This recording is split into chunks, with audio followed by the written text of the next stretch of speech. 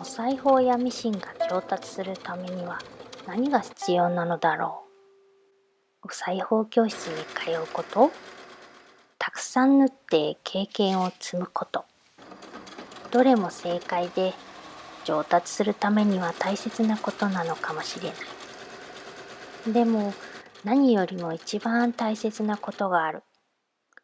それは私がお裁縫をしながら YouTuber として発信していなければわからなかったことかもしれない。上達するために何が一番大切か。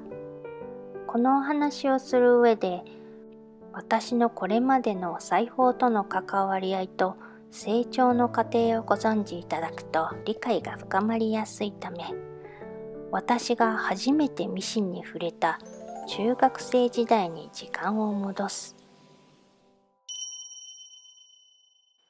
中学校の家庭科の授業でエプロンを作った時、クラスの中で自分だけ評価が悪く、大して楽しいとも思わなかったので、その出来事があってから、私は不器用でお裁縫には向いてないし、好きでもないと思い込んでそのまま成長していった。当然のことながら手芸とは縁もゆかりもない生活。服を作る友達に会えば、自分で服を縫うなんて信じられない、そんな人いるんだと心底驚いていたし、当時の私からしたらお裁縫、洋裁というものは器用なおしゃれな人がするものだと思っていた。お裁縫に興味もなく、ファッションセンスもない当時のそんな私には、今現在自分が服を作っているだなんて信じがたい事実だろう。なのに転機が訪れたのが7年前。娘の幼稚園入園準備で幼稚園バッグを完成させなければいけないという半ば宿題のような、やりたいよりやらなければいけないという要因が私の背中を後押しした結果、幼稚園グッズを完成させることができた。思いもよらないお裁縫の成功体験を積むことができたのだ。あれ、おかしいぞ。私縫えた。楽しかったし、なんだか嬉しい。私には到底無理だと思い込んでいた縁もゆかりもない世界で成功したこと、楽しかったことを体験できたのだ。私が針と糸を持って作るなんて、なんだか変な感じがしたけど、ミシンでカバンが縫えたということは、お洋服も作れたりするのかな？せっかく安いミシンだけど買ったわけだし、作ってみよう。そして少しずつお裁縫の世界へ足へ踏み入れていくことになる。幼稚園バッグを完成させた後、そうやって手をつけたのはお洋服作りだった。おしゃれな服を作りたいとか、そういう類の動機ではなくて、お店ではなかなか見つけられない大きい自分に合うサイズ感の着心地が良くて流行にとらわれないシンプルな服が欲しかった。私のお裁縫の上達具合をグラフで表すと、こういう右肩上がりの線ではなくて、こういう感じの螺旋状の成長曲線だ。初めて洋裁の本を開いた時は、わからない言葉だらけで、全く右も左もわからない状態。それを見ただけで、もう服を作るのは無理でしょう、と思わせるほどだった。でもせっかくミシンも買ったし、着心地いい服を作るためにガーゼ生地も買った。もったいないからやってみよう。そうして私の成長曲線はとりあえずスタートを切る。私は大雑把でめんどくさがりの性格だ。最初は水通し地直しのやり方もよくわからず、やる意味もよく理解できていなかったので、何が大事なんだろう、布さえあればいいでしょと完全に無視していた。合印がちょっとぐらいずれても数ミリくらいまあいっかとスルーしていた。とにかく私には完成した服が見てみたい。わからないこと、やる意味がわからないものはとにかくスルーしていた。今考えるとかなりやんちゃな要塞だった。独学で一人スタートを切ったので、それをダメだと怒る先生も注意をしてくれる友達がいなかったのも大きかった。そして当然のことながらひどい出来上がりの服が完成する。ひどい出来上がりだったのだけれど、自分で選んだ可愛いカーゼ生地が着心地の良さだけは保証していて、好きな布が形になることがとても楽しいこと、着心地がいいこと、それだけが服作りを続けさせる原動力になっていた。その原動力を頼りにそのまま服作りを続けていくが、やんちゃな要塞をしていた上に毎回同じ失敗、散々だった。袖を縫うとき他の部分も一緒に縫う。ボタンホールがちゃんと縫えない。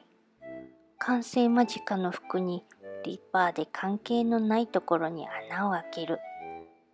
あげればキリがないが、そんな感じで失敗をたくさんするものだから、私の中で服を作れば必ず失敗するものなんだという常識が定着していった。もともと大雑把な性格もあって、良くも悪くもまあいっか、リッパーさえあればほどけるしやり直せばいいと強気なメンタルがついていったのだ。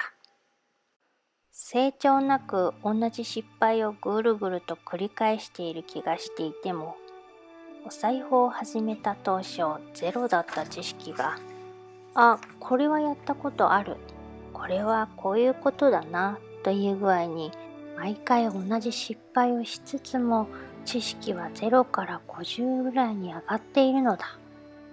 前回できなかったこと、今回はもっとちょっとちゃんとじっくりやってみようかなという余裕も出てきたり、あの時ああなるのは地直しをしていなかったからか、布目を横向きにしていたからか、水通ししてなかったからだったのかというふうに、今まで無視していた要塞のルールの意味を実感してくる。実感して初めてその意味がわかる。そんな具合だ。やんちゃな要塞から少しちゃんとした要塞に進化していった。そうやって螺旋状にゆっくり成長していきつつ、私の着る服すべてが手作り服になりだしたとき、YouTube を始めた。そこからは上がっている動画の通り、いろいろと右往左往、失敗や成功をしながらお裁縫を続け、編み物にも挑戦し、YouTube を続けて数年が経とうとしている。毎日の手作りの様子をお届けすると同時に、手作りの楽しさや、手作りしたいけれど踏み出せない人の背中を押すような、そんな動画にすることがテーマだ。動画をご覧になってくださる方は、きっと私が器用でお裁縫が上手という印象を持っている方も多いと思うが、それは大きな誤解で、先ほどお話ししたように、私は今まで数えきれないくらいのたくさんの失敗をしていて、大変ズボラでやんちゃな要塞をしていたのも事実だった。7年間も続けていたから、今は少しは器用になっているのかもしれないが。そしてある時ふと思った。こんな失敗を歌に乗せて動画にして単純に笑ってもらいたいなという思いで作った洋裁あるあるのショート動画がある。その動画がこちらだ。どっからしたいとなかったのよ。ここからもう嫌だ。レジロン暴れる。したいと負けづらい。耳まで入れたらギリ洋食いけるわね。ファスナーなのね。違うパターン見つけよう。そうでつけって難しいわ。あかんでるし。ラスト10分お迎えまで高速ミシンよ。芯張りって暇ね。で芯逆に張ってる。ベトベト。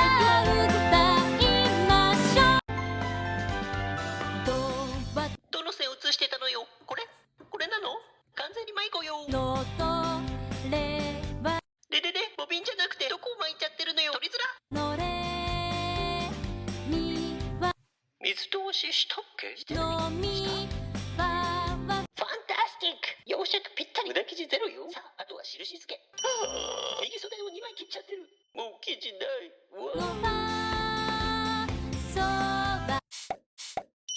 その手をポケットから出してほしいわ。ラスト5分。急いで幼稚園を迎えて。一くずだらけじゃない。高速コロコロよ。行ってきます。誰よこんなとこに入れようとしたのは。芯張りって暇ね。どこ。芯どこ。こっちにいる。この動画を YouTube や Instagram に投稿したところ、ものすごい反響をいただいた。2つの動画の累計再生回数は198万再生。たくさんのコメントもいただいた。そして一番多くいただいたメッセージ。それが私をハッとさせた。こんな失敗をするのは私だけかと思っていました。何人もの人が私だけかと思っていた。私だけじゃないんだと、そのような言葉をコメントで残してくださったのだ。そして私は今までのお裁縫人生を振り返った。家庭科の授業で、私は不器用でお裁縫には向いていないし好きでもないと認識したのはただの思い込みだったのではないか。良くないネガティブな思い込みだった。一方でお裁縫を始めてからはずっとこうやって失敗するのは当然のことであり、みんなが通る道と思い込んでいた。こちらの思い込みは良い方向、ポジティブに作用していたんだと皆さんのコメントをいただいて初めて分かった。もしもこんな失敗するのは私だけで、きっと私は不器用なんだ、やっぱりお裁縫には向いてないんだとネガティブに思い込んでいたら、私はここまで続けられなかったかもしれない。お裁縫だけに限らず何かを続けて達成していくためには、自分勝手なネガティブな思い込みが一番の妨げとなる。7年前、私は運よく半ば強制的に幼稚園バッグを作ったことがきっかけで、私は不器用でお裁縫に向いていないという自分の思い込みの呪縛から解けることができた。あの時それがなかったら、今までもお裁縫とは無縁の生活だっただろう。きっと YouTube を始めることもない。今とは違う人生だった。人は思っているほど自分のことを分かっていないのかもしれない。もし私にはお裁縫は無理だよな、お洋服は難しそうだし無理だよなと思っている人がこの私の動画を見てくれていたとしたら、それは何かの呪縛を解くチャンスがあるのではないかと思う。そして今、私は自分には絶対無理だったと思っていたパターン作りに挑戦している。絶対無理という思い込みを捨てて、私の成長曲線はきっとまだまだぐるぐる回り続ける。ぐるぐる回りながら少しずつ少しずつ上がっていくことを願いながら。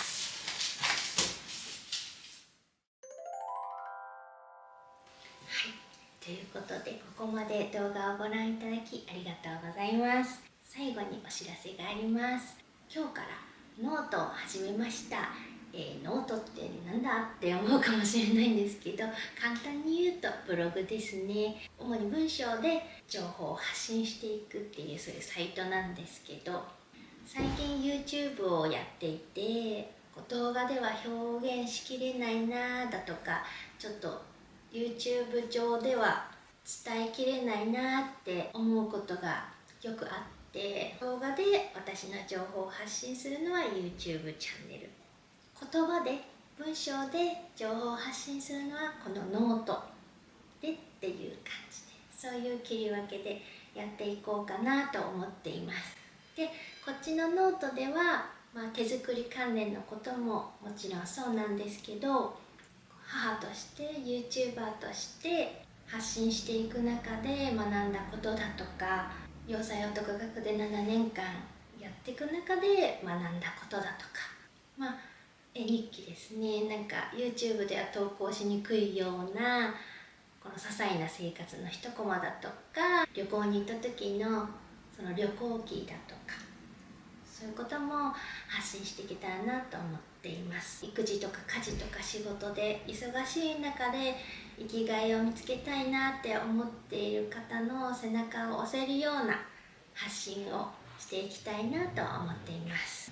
で、第1個目の記事は、いつかやろうのいつかはやってこないと悟った日に YouTube を始めたっていう記事を投稿してみました。気になる方はですね、概要欄にリンクを貼っておきますので、ぜひ遊びに来てフォローしていただけたら嬉しいです。あと X も遅ればせながら始めました。こちらもフォローお願いします。インスタグラムもやってます。動画は YouTube、文章はノートっていう感じで遊びに来ていただけたら嬉しいです。それではまた次回の動画でお会いしましょう。さようなら。